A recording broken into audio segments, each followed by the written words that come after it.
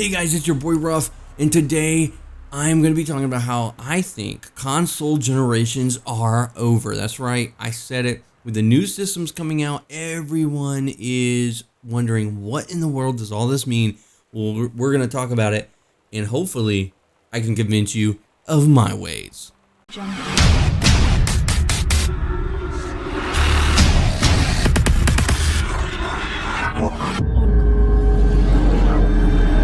That's right, I said it.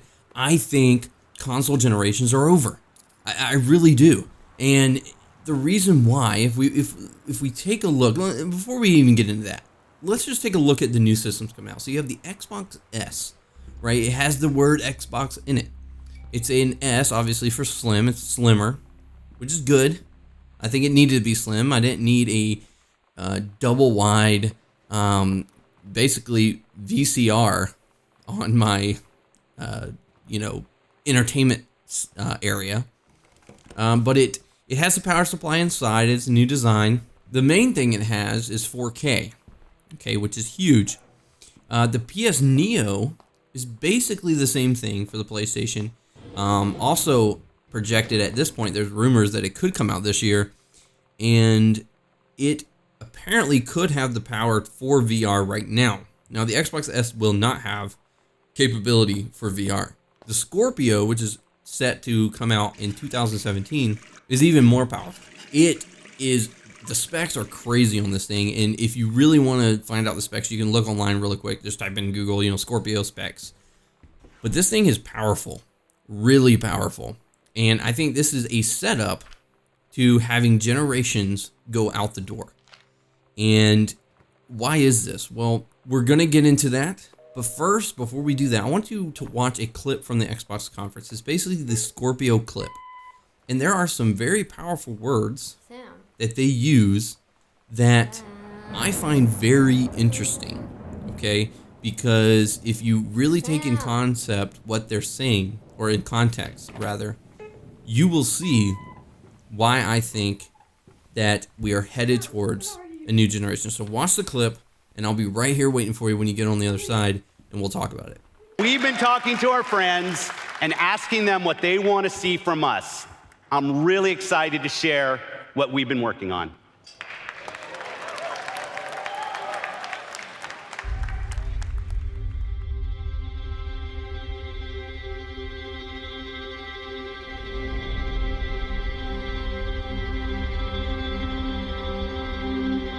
When we think about the future of Xbox, we think about removing barriers. For me and for the fans and for the developers, Xbox has always meant innovation and the latest technology, and delivering the world's most powerful console is something we absolutely want to do. This is the console that developers asked us to build.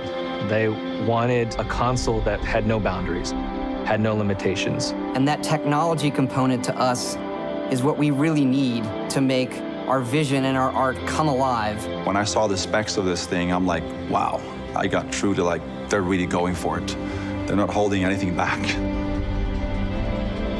So we gave the SoC 6 teraflops of computing capability to be able to handle 4K resolutions. Gamers are going to get the most powerful graphics processor that's been put into a game console to date. It's going to make developers happy, it's going to make gamers happy because they're going to get a very powerful GPU out of it. The highest res, the best frame rate, no compromises. You get 4K gaming, true 4K resolution. I can't wait to see what developers actually do with all that horsepower in the box. We can render at 60 hertz. We can render fully uncompressed pixels. These are the highest quality pixels that anybody is seeing. And what we're able to do now is bring that to the console player. My job as a game maker is about immersion. It's about to put you into an experience and let you live that experience.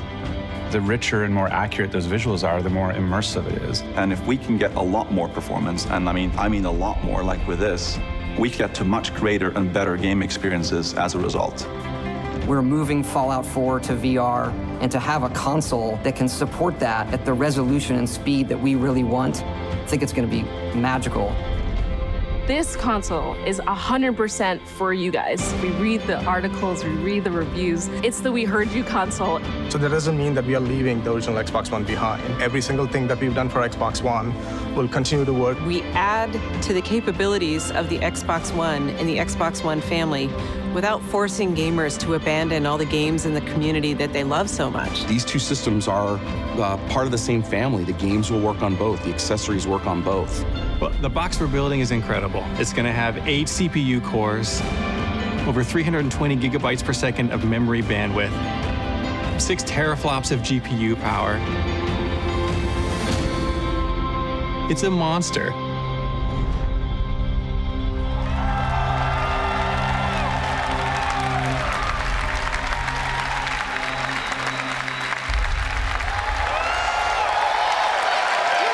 Project Scorpio will be the next addition to the Xbox One family, and it is ultimately the next step in delivering our vision for the future of gaming beyond generations.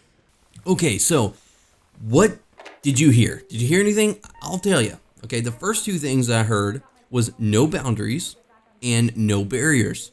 To me, that kind of hints. Now, some people can compare the fact that it could be just for 4K. It could just be for VR since that is all coming out. Maybe this is just purely on the fact that they want to have a system that supports those products. And that's a fair argument. However, they go on to say these two systems are going to work together. Never have they come out with a system in the same generation, so to speak, and consider it a brand new, completely different system. Notice the Xbox S, which is coming out this year, is called Xbox S, while the Scorpio is just called Scorpio right now. Now that could be basically a hidden name just until they come up with a name for it. But I think they're getting away from the fact that it needs to be an Xbox. I think these are two completely different systems, and they're going to bring them together to be able to still play the same games on both, but it's going to involve some scaling from the developers. So that is a main thing. Now, I'm not the only one to think this, okay? You know, there are a lot of people out here who see the same thing I'm seeing. So let me give you a few quotes. Okay, I have 3 quotes from E3 that people were asked about what Xbox is promoting here. Morgan Jaffe, who is the creator of Hand of Fate 2, said, as long as the hardware architecture are of the same family of hardware architecture and the general operating systems don't change, it's really just a question of scaling like we do on PC. Okay? Now, why is this so important? Because what he's saying is he sees that Microsoft is going to make consoles be more like PCs. Now, some console gamers are not quite understanding what this is. If you've never played on PC or understand how PC gaming works, they basically have scaling. What this means is that if you're running a $5,000 computer that's just balling, and I'm running a $500 computer, we still might be able to still play the same game. It'll just look way better for you than it does for me. But it doesn't keep me from being able to play the game. And I think that's where they're going with consoles. That whatever game you can play on the Scorpio, it'll just look better on the Scorpio than it will on the Xbox S or the Xbox One. And any systems that come out from this point forward, you'll still be able to play on all these other systems. They just won't look as good. Now, I think there is a cutoff eventually, and they'll have to say, just like my $500 PC might not be able to run a game that comes out tomorrow. You know, maybe only really super powerful computers that have the best hardware will be able to run it. So PC is already doing this, and I think that's where they're going, is to make consoles compare. Okay, now another person who compared it to console is Raj Joshi. I'm sorry if I got the name right, but he is basically the studio director over at 17 Bits, and he said that they have worked in PC development and anticipate that this experience will be of use when trying to support these consoles. So being a part of the PC and having that experience is going to help him with these consoles. So he is kind of hinting towards what they are planning on doing. However, the most important quote from E3 on this whole thing was from Shannon Loftus, who is the general manager of Microsoft Studios and Global Planning. That's a really large title. But essentially, she was asked, what is the thinking here? What's the point of this Scorpio coming out a year after the Xbox S's release? What is the point of this? And she said, and this is a pretty long quote, but I think it's very important. She says, I don't think that anyone's done that before. It was an interesting thing to do, but the real message here is that Xbox gaming is transcending the boundaries of a single console or any platform-specific feature. What I love about us being Microsoft is that we can continue to invest in hardware innovation without sacrificing compatibility. Traditionally, the console market has been in this rhythm of launch, and then there's a closed ecosystem of services and games and accessories and everything, which is all tied to this one console. And then the console gets exhausted and you have to start over. This is huge to support my claims that console generations are over and they're no longer going to be around, because let's take a look. She said the main thing is that Xbox gaming is transcending the boundaries of a single console. So they're willing to go further than that. Okay, they're able to, Microsoft is able to continue to invest in hardware innovation. That shows that they're willing to continue to create more powerful systems down the road, but want to have everything integrated, okay, with compatibility, which is allowing people to continue to play in the games.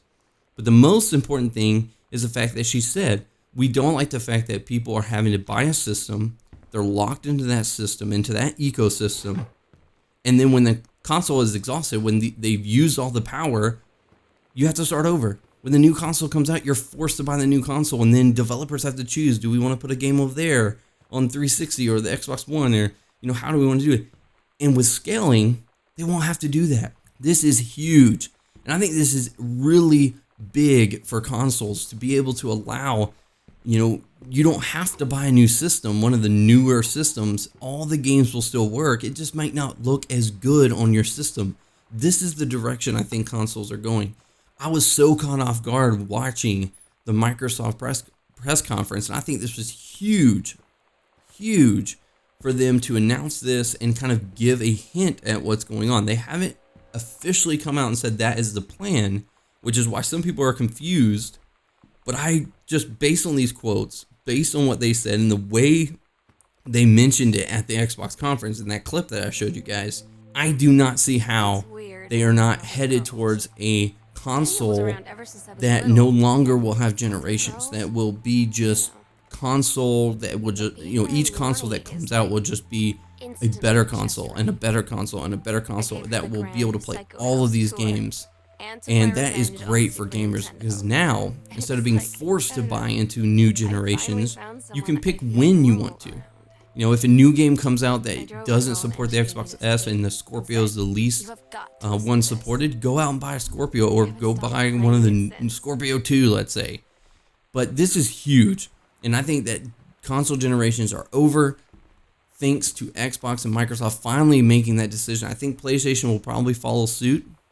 But I think, honestly, Microsoft coming out first have kind of said, this is our plan, and this is what we want to do. But let me know what you guys think, because this is huge. This is big news for console gamers, and I think this is something that is a big future ahead of us, where we don't have to worry about generations anymore. But do you think that's what it is? Do you agree with me? Or maybe you are on the side of, well, this is just a hardware just to be able to support VR and 4K. It could be that. But we'll see. We'll see. It's going to just take some time to find out some more information. But I hope you guys enjoyed this video.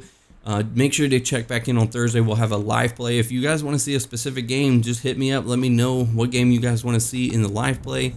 We'll be posting that on Thursday. So I hope you guys enjoyed this video. Generations are out the door, baby. And so am I. Ruff out.